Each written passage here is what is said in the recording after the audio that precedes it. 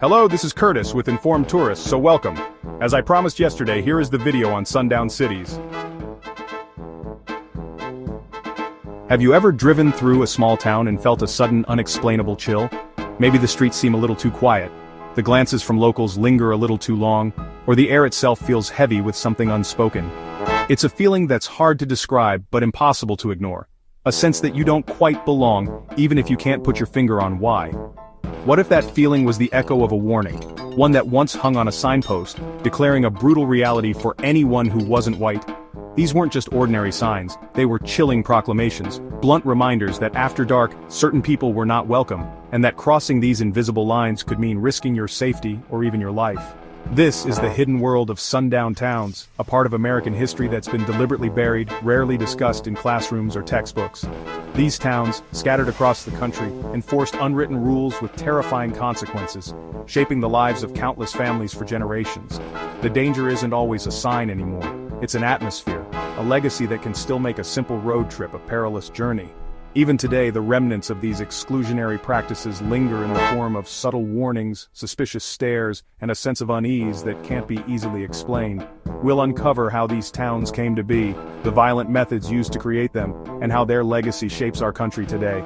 From intimidation and threats to outright violence, the history of sundown towns is a story of exclusion, fear, and the fight for basic human rights. Imagine planning a road trip, seeing quaint towns on the map, never knowing some spent decades forcing out black residents. For many travelers, the map is just a guide, but for others, it's a reminder of places where they were never meant to feel safe or welcome. This isn't ancient history, its ghost still haunts our highways. The stories of those who were turned away, threatened, or worse, are woven into the very fabric of these places, even if the signs are gone. Understanding this isn't about fear, it's about awareness and empathy. By learning about sundown towns, we can better understand the hidden forces that have shaped our communities, and recognize the importance of making every place truly welcoming for everyone. Let's pull back the curtain on America's most open secret, and confront the invisible dangers that still shape our journeys today. Only by facing this history can we hope to build a future where no one has to wonder if the most dangerous part of their road trip is something they can't even see. What is a sundown town? The term might sound like something from a distant past, but its legacy is woven into the fabric of American life. Sundown towns are communities that for generations maintained an unspoken or sometimes very explicit rule. Black people and often other minorities were not welcome after dark. It's any community that for decades was intentionally all white, by design, not by accident. These towns didn't just happen to lack diversity, they actively worked to keep it that way, shaping their populations through exclusionary practices.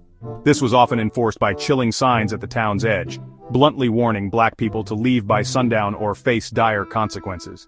These signs weren't just relics, they were daily reminders of who belonged and who didn't.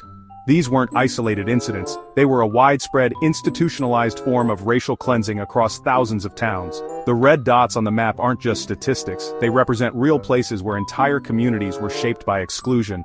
The core identity of these places was exclusion, enforced not just by social pressure, but by local ordinances, police patrols, and when those failed, outright terror. Laws were written to keep black families out, and those who challenged the status quo faced swift, often violent retribution. Sundown towns weren't just a southern problem. Illinois, Indiana, Ohio, California, and Oregon were rife with them. In fact, some of the most notorious sundown towns were in the North and West, shattering the myth that racism was only a southern issue. The phenomenon exploded between 1890 and 1940, as northern and western communities reacted to the Great Migration with fear and violence. As black families sought new opportunities, many towns responded by doubling down on exclusion, using violence and intimidation to keep their communities white. A sundown town wasn't just a place where no black people lived, it was a place where they were forbidden to live, buy property, or even stay overnight. Real estate agents, landlords, and neighbors all played a role in enforcing these invisible boundaries. If a black family tried to move in, they faced threats, vandalism, even arson. Homes were burned, windows smashed, and families terrorized until they left. The message was clear: you are not welcome here. Black travelers risked harassment or worse for stopping in these towns. Even a simple stop for gas or a meal could turn dangerous, forcing families to plan their routes with extreme caution. The infamous Green Book became a lifeline, listing safe havens in a landscape filled with danger. For many, the threat of violence was a constant companion on the road, shaping every journey and every decision. This created a geography of danger that Black Americans had to navigate daily. The simple act of travel became a test of survival, with entire regions effectively off-limits after dark.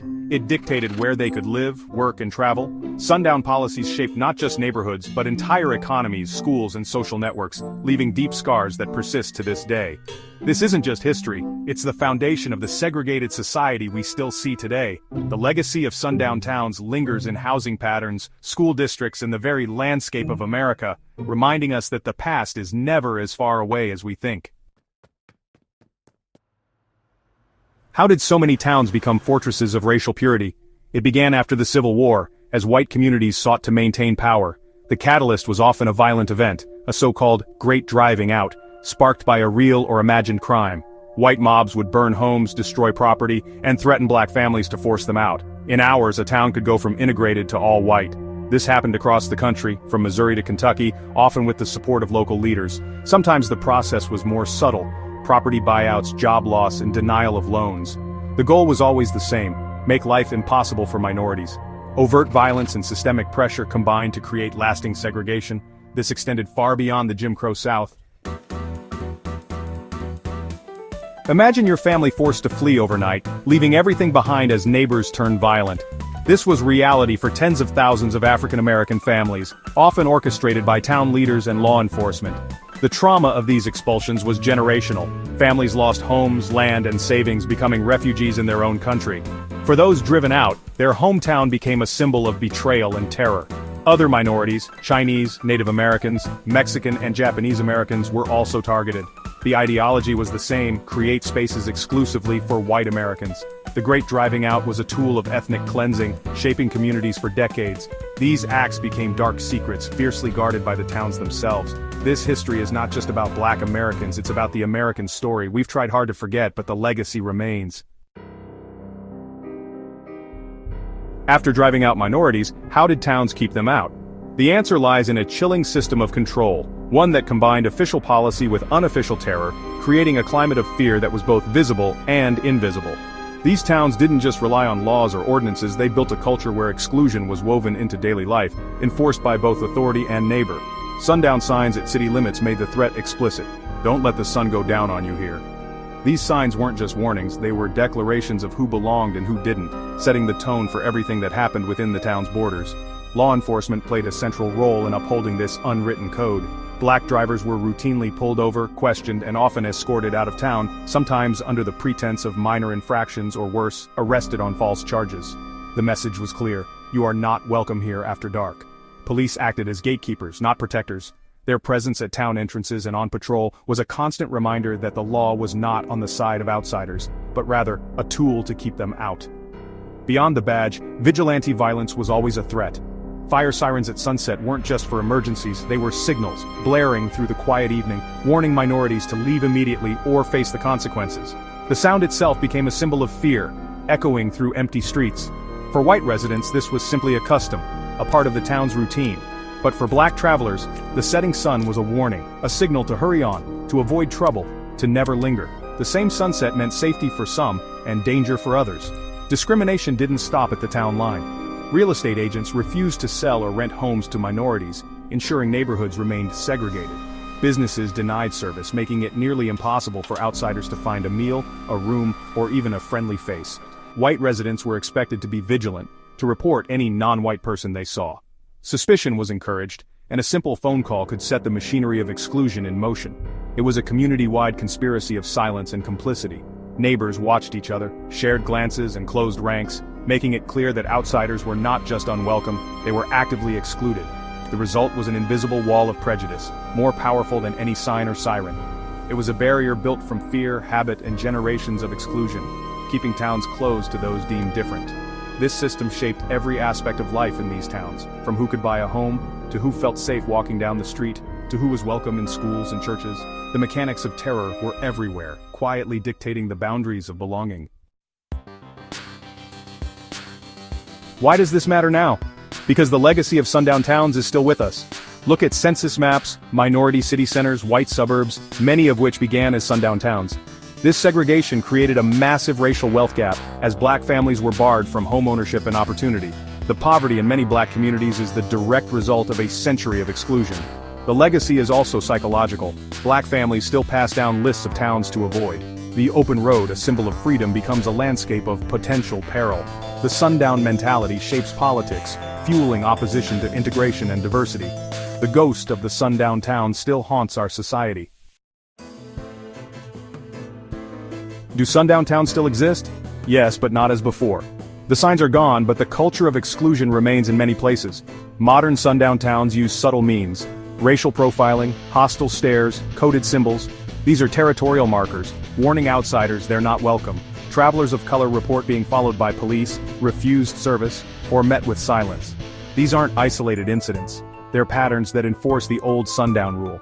Identifying a modern sundown town takes detective work, census data, traveler reviews, and local history. The threat is quieter now, but the message is just as clear. How can you protect yourself while traveling? The goal isn't fear, it's awareness. Research your route, especially stops for gas, food, and lodging. Check town demographics and read travel blogs from people of color. Use modern resources inspired by the Green Book, apps and websites for safe, welcoming spaces.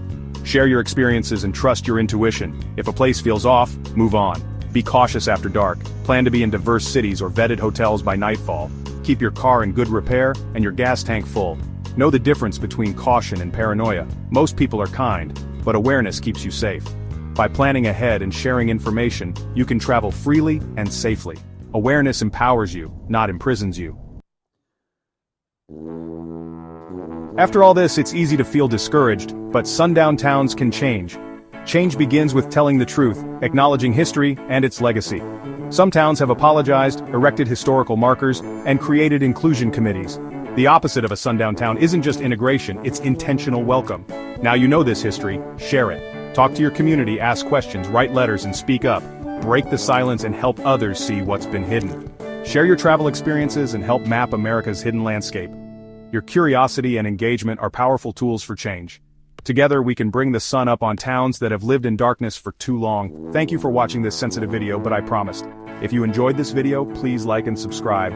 If you know of any cities or towns that still act wrongly, please let us know in the comments.